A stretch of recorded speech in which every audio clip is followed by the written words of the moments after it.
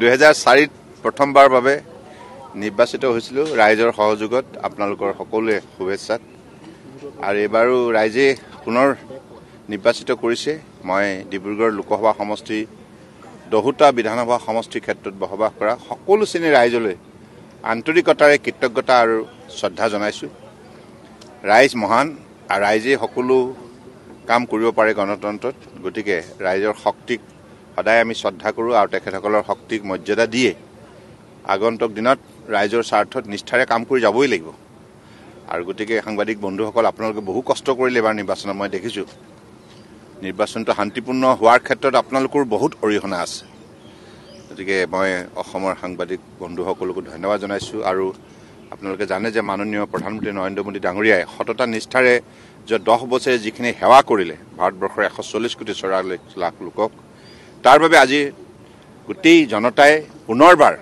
তেখেতৰ নেতৃত্বত চৰকাৰ গঠন হোৱাটো বিচাৰিছে মনে প্ৰাণে আৰু সেইবাবে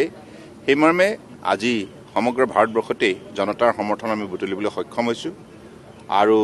মোদী ডাঙৰীয়াৰ নেতৃত্বতে পুনৰ চৰকাৰ গঠন হ'ব আমি জানিবা মই কৈছিলো 12+ হয়নে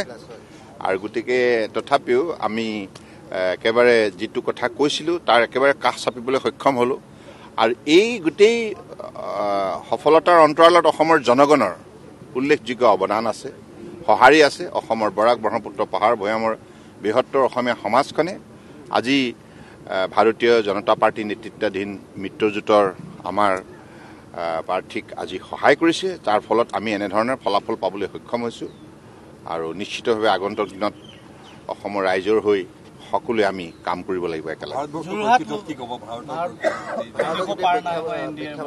ডেফিনেটলি এতিয়াতো কাউন্টিং চলি আছে গতিকে আমাৰ যিবিলাক সংখ্যা আহিছে ডেফিনেটলি আমি চৰকাৰ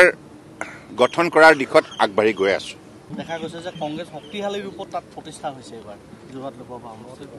আমি গোটেই বিষয়টো ডেফিনেটলি পৰ্যালোচনা কৰিব লাগিব আৰু আমি ভবাৰ দৰে তাত আমি তেনেধৰণে এতিয়ালৈকে গণনাবিলাকত আমাৰ সংখ্যাবিলাক অহা নাই যাই কি নহওক ভোট গণনা চলি আছে মই আশা কৰোঁ যে নিশ্চিতভাৱে আমাৰ প্ৰাৰ্থীগৰাকী আগবাঢ়ি যাব